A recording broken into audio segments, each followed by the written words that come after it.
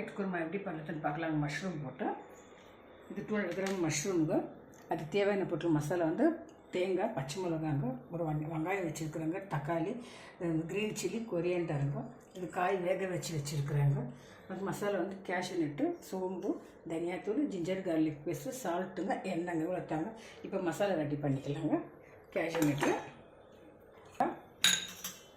கொஞ்சம் சோம்பு போட்டு கிரைண்ட் பண்ணி கிரைண்ட் ஆகிடுச்சு மசாலா. வெங்காயம், பட்டை ஒன்று, வெங்காயம் போட்டு வதக்கிக்கலாங்க. இதெல்லாம் வதக்கிருக்காங்க.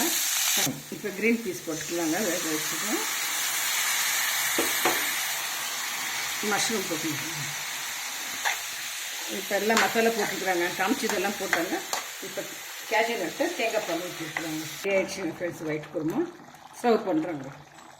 ஒயிட் குருமா ரெடி ஆகிடுச்சுங்க ஃப்ரெண்ட்ஸ். இது பூரிக்கு, தோசைக்கு, சப்பாத்திக்கெல்லாம் ரொம்ப நல்லாயிருக்கும். மேலே பட்டர் கொஞ்சம் வச்சுருக்குறாங்க.